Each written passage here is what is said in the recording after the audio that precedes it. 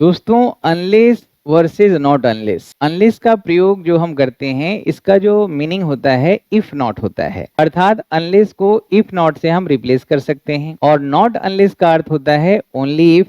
अर्थात not unless को only if से हम रिप्लेस कर सकते हैं। लेकिन इनके प्रयोग में हमें ध्यान रखना होगा कि जब हम नॉट अनलेस का प्रयोग करें तो सेकेंड वाले क्लाउज को सेमी इन्वर्सन में रखना होता है, क्योंकि हमें पता है कि अनलेस जो होता है एक सबऑर्डिनेटिंग कंजंक्शन है, जिसका पोजीशन हम मेन क्लाउज के पहले यानी कि वाक्य के इनिशियल पोजीशन में भी रख सकते हैं और दो क्लाउजेज के बीच में, क्योंकि सबऑर्डिनेटिंग कंजंक्शन दो क्लाउजेज को जोड़ता है, मेन क्लाउज से सबऑर्डिनेट क्लाउज को जोड़ता है। अनलेस का प्रयोग जब हम करेंगे, इसका अर्थ इफ नॉट हुआ, यानी कि इफ नॉट से हम इसको रिप्लेस कर सकते हैं। और अनलेस में नॉट लगा हुआ है, अनलेस में नॉट का प्रयोग रहता है, इसलिए अनलेस से शुरू होने वाले क्लाउज में नॉट का प्रयोग दोबारा नहीं करेंगे। लेकिन जब हम नॉट अनलेस का प्रयोग करते हैं ना, तो ये जो नॉट हम लगा के अनलेस वाले में जो नेगेटिविटी है उसको हम निगेट कर देते हैं, और इसका अर्थ हो जाता है ओनली इफ। तो जहां नॉट अनलेस का प्रयोग कर रहे हैं वहां पे बिना कोई हिचकिचाहट के ओनली इफ से भी वाक्य की शुरुआत कर सकते हैं। अनलेस जो है वो प्री कंडीशन बताता है, यानी कि जब तक अनलेस से शुरू होने वाले क्लाउज का एक्शन नहीं होगा तब तक दूसरा एक्शन को पूरा नहीं होने देगा। ये बिल्कुल इफ और नॉट यानी कि कंडीशनल है। अनटिल और नॉट अनटिल से बिल्कुल अलग। अनटिल और नॉट अनटिल में था टाइम का प्रॉपर्टी, अनटिल को हम नॉट अप टू नॉट से हम रिप्लेस कर रहे थे, लेकिन यहाँ पे हम कर रहे हैं इफ नॉट से, यानी ये बिल्कुल जो है वो कंडीशनल है, प्री कंडीशन बताता है। तो हम चेंज करके देखते हैं। ही वॉन्ट फॉरगिव हर, ये मेन क्लॉज हो गया। He won't forgive her unless he apologise. तो अनलेस में नॉट लगा है, इसका मतलब इफ नॉट हुआ, तो हम यहाँ पे नॉट नहीं लगा सकते अनलेस के बाद, लेकिन इफ नॉट से बदल सकते हैं। He won't forgive her if he doesn't apologise. ठीक है, उसी प्रकार अगर हम इसको एम्फेटिकली बोलना चाहें तो इसका नॉट को हमें अनलेस के पहले ऐड करना होगा, और इस पूरे क्लाउज को इनिशियल पोजीशन में रखेंगे। नॉट अनलेस, यानी ये नॉट और इसका नॉट दोनों मिलके पॉजिटिव हो गया ओनली इफ। तो नॉट अनलेस हो या ओनली इफ हो, हमें सेकेंड वाले क्लाउज को सेमी इन्वर्सन में करना है। Not unless she apologises will he forgive her, या only if she apologises will he forgive her. इन दोनों में से कोई एक लगाएंगे, सेकेंड वाले क्लाउज को सेमी इन्वर्सन में रखना पड़ेगा।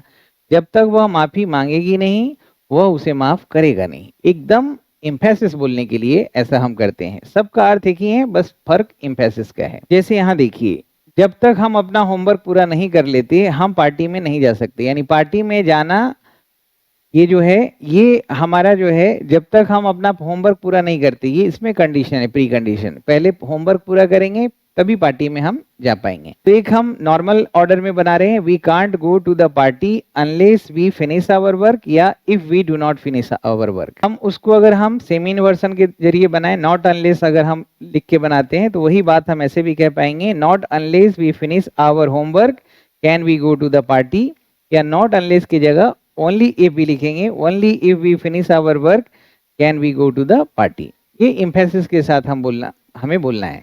ध्यान बस ये रखना है कि नॉट अनलेस अगर शुरू में हो तो आपको सेकेंड वाले क्लाउज को सेमी इन्वर्सन में बनाना है, और अनलेस अगर बीच में रख रहे हैं तो उस क्लाउज में नॉट का प्रयोग नहीं करना है। जब तक आप उस पुस्तक को नहीं पढ़ते तब तक आपको इसके महत्व नहीं पता चलेगा। यानी you will not understand its importance unless you read that book, या if you do not read that book.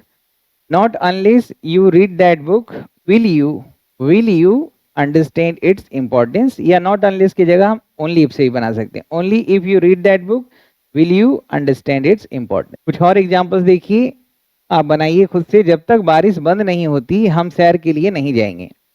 यानी कि हम सैर के लिए जाएंगे, ये इस बात पे डिपेंड करता है कि बारिश बंद होगी कि नहीं होगी, ये कंडीशन है। तो ये प्री कंडीशन पहले होगा, फिर ये वाला एक्शन होगा। ये अगर नहीं होगा तो इसको नहीं होने देगा। We will not go for a walk unless it stops raining, या if it does not stop raining. अगर हम इम्फेटिकली बनाना चाहें और जोड़ देके तो not unless it stops raining will we go for a walk. फिर हमें नॉट लगाने की जरूरत नहीं पड़ेगी। अगर वे समझौते पर हस्ताक्षर नहीं करते तो हम सेवाएं प्रदान नहीं करेंगे। We will not provide the services unless they sign the contract, या not unless they sign the contract will we provide the services. तो इस प्रकार से नॉर्मल ऑर्डर और सेमी इन्वर्सन यानी रिवर्स्ड ऑर्डर दोनों में आप बना सकते हैं। बस ज़रूरत है कि जहाँ एम्फेसिस डालना है, शिफ्ट करना है, वहाँ पे हमें सेमी इन्वर्सन में इनका प्रयोग करना है। दोस्तों, अभी तक YouTube में ऐसा नहीं हुआ कि एक ही पैकेज में आपको exclusive courses grammar, vocabs, reading, writing, translation और प्रैक्टिस स्पोकन, ये 6 कोर्सेज का पैकेज एक साथ मिले। लेकिन श्याम शर्मा लर्निंग ऐप में ये 6 एक्सक्लूसिव कोर्सेज को एक ही पैकेज में डाल दिया गया है और बहुत ही एफोर्डेबल, रीजनेबल प्राइस में, जो सारे बच्चों को आसानी से एक्सेस कर पाएंगे, रिच में है और इसकी वैलिडिटी 2 साल तक रखी गई है। तो इसको आप अगर ज्वाइन करते हैं तो आप जैसे लेटर ड्राफ्ट करने में दिक्कत हो रहा है, आपको एसे लिखने में दिक्कत होता है, प्रेसिज राइटिंग में दिक्कत है, या ग्रामर की दिक्कत है, वोकेबलरी की दिक्कत है, हर पार्ट्स ऑफ स्पीच का ट्रांसलेशन आपको जानना है, या प्रीवियस ईयर 2016 से 2023-24 तक में जो भी एग्जाम हुए हैं उन सब का रोज प्रैक्टिस करना है, तो ये पूरा का पूरा पैकेज आपके लिए है जो रिकॉर्डेड और लाइव दोनों मिल रहा है। इसको आप जरूर ज्वाइन करें। और ये 8 बुक्स का सेट जो दूसरा पैकेज है बुक्स के लिए, जिसमें ग्रामर की बुक, वोकेबलरी, रीडिंग, राइटिंग, इसके अलावा fill in the blanks, sentence improvement, ये टोटल 8 बुक का पूरा पैकेज है। इसे भी आप जरूर अवेल करें। ये जो कोर्स है किसी भी इंग्लिश लर्नर्स के लिए है और खास करके जो एग्जाम के एस्पिरेंट्स हैं उनके लिए तो इम्पोर्टेंट है ही। किसी भी प्रकार की जानकारी के लिए 9599614791 एकमात्र नंबर है, इस पे कांटेक्ट करेंगे।